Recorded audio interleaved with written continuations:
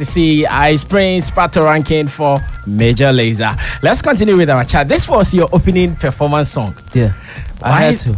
Okay, so why did you go for this one? They told me that one is big out here too. This one and Sid. That's why I ended with Sid. So when I came out, I wanted them to recognize who I was, you know. I see. How did you do that research, and who gave you that information? A couple of my team members up here from ACA, some of them from up here, and also just like the artists that I met and people that I met, and just like social media. You know, people are always excited about a song just before I go on stage. So they tweeted me like, yo, I can't wait to see you perform Sid. And I was like, I picked up. I was like, okay. Nice one. So when it was played and you came onto the stage, did you like the welcome antics from the crowd? Yeah, I did. I was a little nervous, man, to tell you the truth, because... Why were you nervous? No, because I didn't know. Obviously, I would never know how big I am out here before I come out here. And this is my first time out here. So I was a little nervous. I thought people would not recognize me at all. So I was ready for that when I came on stage. But they embraced me. Okay. And I heard you encountered some challenges on the stage. Yeah. What really was it?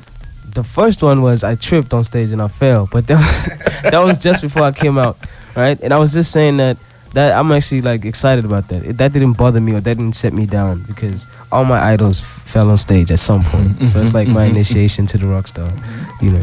And then, and was that your first time falling on the stage? My first time ever. And it happened in Ghana? In Ghana, yeah. Okay, so at least we have a history in your music life now. Yeah, I'll never forget that moment, ever. And then the sound cut. But I'm used to that, you know. I'm used to performing with just like low quality sound systems. I came from that. I think every artist comes from that. So I know how to improvise when that happens on stage. So that wasn't even an issue for me. And I want to say you were commended by so many industry people for the way you conducted yourself when it happened. Elsewhere, some people feel, is it sabotage? Are the people trying to make me feel... I'm sure it wasn't sabotage. I'm sure it's just a sound system. Yeah. Okay, so you accept that, and we thank God that you have forgiven us. So when we come to South Africa with our people, your people also don't do that to us. I wasn't even mad. I'll tell you the truth. I didn't even look at it that way, to tell you the truth. Okay. Yeah, it means you have a positive mind. Now, have you been following our music award scheme, the one that invited you to come perform? The award scheme? No, I haven't really, but I got a chance to meet a lot of artists, and I got in studio with like 4 artists already. Since you came here? Yes. And who are they? Who are these artists? Kojo Q, Shaker, Kwesi. Kwesi Arth. No, I haven't met Kwesi Arth. I want to meet Kwesi Arth. You want to meet him? Yeah, I was with Kwame Eugene. Last night I was with Stonebwoy. Okay. Yeah. Last night you were with Stonebwoy. Yeah. And you've done stuff with Kojo Q, Shaker, and Kwame Arth. Kwame Eugene. Do you still want to do more? Yeah. Did you know about all these people? Kwesi Arth sent me 2 songs though, so I'm definitely doing that when I get home. But you know, just to meet him. That's why I was saying the same thing about Stonebwoy. I said I have to meet him before I leave. Now it's like with Kwesi, if I can arrange that for today, even if it's just like on the way to the airport. It's like, I see. So does it mean that you knew about these people before you came to town? I didn't really. I know about Stonebwoy. I've always been a fan of Stonebwoy. You know, I've always been following him. Okay. It's just like his energy, the way he's positive, helping people. I just like his mindset, man. We click. Yeah. So, do you still want to do more, even with a few names you've mentioned so far? Do you still want to pick some great ones to do stuff with? Yeah, sarkodie. Want to do with sarkodie? Yeah. I met sarkodie, I think it was 2 years ago or a year ago, at an award show in South Africa. But we didn't really get a chance to talk. It was like backstage rushing. You know, okay. Like now, what is the deal? I don't know if you have all your management team members represented here in Ghana. But what is the deal? What is this collaboration deal you are doing with our people? Is it because of friendship? Is it strictly business? What is it like? It's connecting with artists that have heard about me, and some of them speak good about me. So it's only right that I do that when I touch their soil. It's only right. It's like me paying homage to the guys that are doing it out here. You know, I have to do that. I can't just like come here and just like try and snatch a market. You know, I have to pay respect to the artist. 1, 2, it's just me trying to grow also as an artist. I have to explore. I have to work with different artists with different sounds. You know, with different culture shifts and whatever.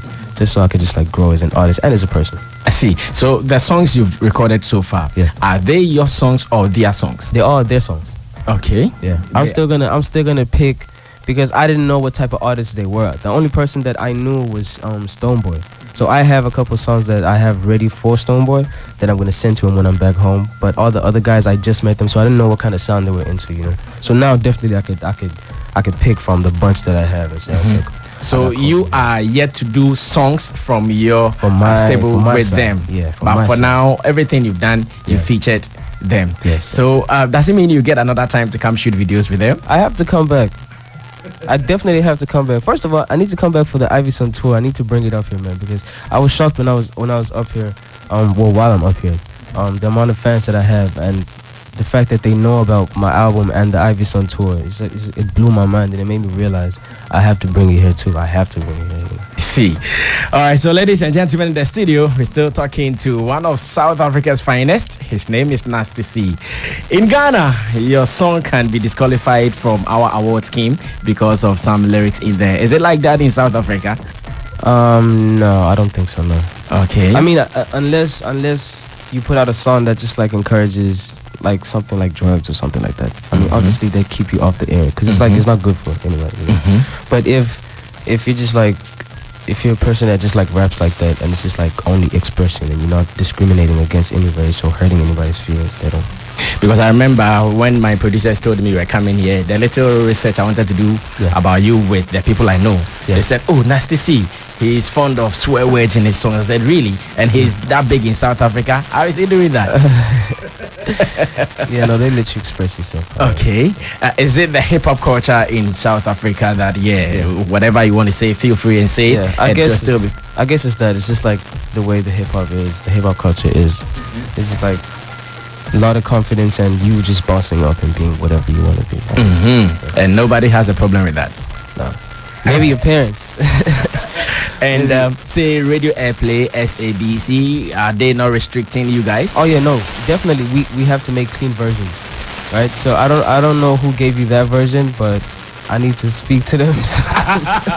No, my DJs, they edited it. Oh, okay. No, there's actually a clean version. I saw it. Then it's my bad. Then I should have sent you the clean version. Oh, you have your own clean version? Yeah, we always make clean versions for radio and you know, for that type of market. Like I obviously can't do this version when I perform at a school, and I perform at a lot of schools where there's like a lot of kids, and I can't use that kind of language there. So how popular is hip hop in South Africa?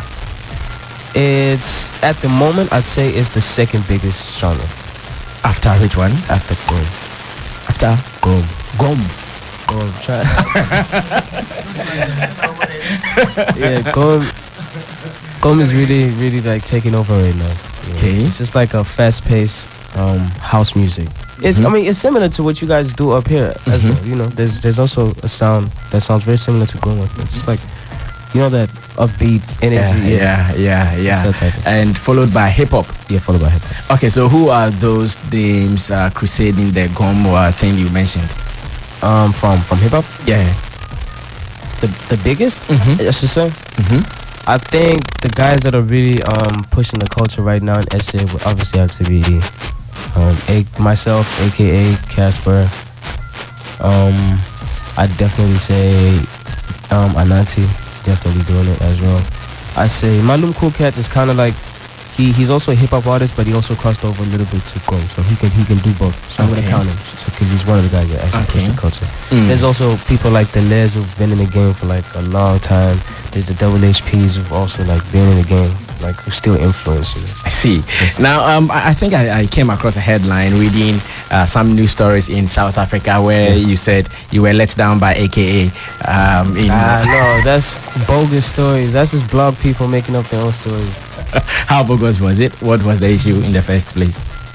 I don't know. There's never been an issue. Yeah, there's never been an issue. You could trace our tweets or our posts. We've never thrown jabs or subliminals at each other. We've been cool. He knew me before any other industry person knew me. Okay. Yeah, so there's never been an issue. Now, African music, since you are coming from South Africa, maybe we can do that discussion. African music, are we taking the world? Or we are only, for instance, when you were coming in, like you said, you were not so sure whether you were known here in Ghana, maybe performed in other countries as well. No. Are we ready for the world now, Africa? Yeah, I think we're there. I think we've already started taking over. We're already in process, because everybody from every corner of the world is paying attention to African artists and African music because of the meaning and the value and the substance that it carries. You know, it's not just like music where we just praising non-existing things or materialistic things only. We make songs where we sing about our struggles, but in a manner where it makes you feel like we out of there and we doing better now. We moving forward. And a lot of songs that make it big from Africa, like love songs. That's positivity. That's peaceful. You know, and there's no way to deny that because the world needs it. I see. Now in Nigeria, how popular is Nasty C? I got surprised the last time I was there. I thought I was okay. I thought I was doing okay there, and then I was performing at the homecoming, and it just went crazy. It just like solidified my fan base. I think I'm doing good. I'm on the cover. I don't know why I'm picturing something like you and Risky on a song. Have you done it yet? Or you have to do it. I've only met Wiz once, and it was at a club. So it was also just like kind of like, yo, I see what you're doing. Respect, yo, respect. Pleasure to meet you. And then back to doing our own thing. But we need to go in studio. We definitely need to. And I'm boys with my producer, so I'm pretty sure he's gonna make that happen. I see. the songs that you've recorded so far, did you like our production? Maybe from the beats, from the quality and all that? Did you like them? Yeah, definitely. It goes back to what I was saying. Like, our music carries so much like substance, man. Like, as soon as you hear the beat, you could already picture stuff without any words being on the song, you know. So it's like that. I see. You are a BET award winner. Nominee. Yeah. You've not won yet. No, I haven't. Do you see yourself winning soon? Yeah, definitely. After my album. Have you released it yet, or you are yet to release it? It's dropping in June. It's called Strings and Bling. Strings and Bling. Strings and Blinks. Yeah. Strings and Bling. I see. To be released in June. Yeah. I don't have a date yet for it. It's ASAP Ferg there. There's special packages there.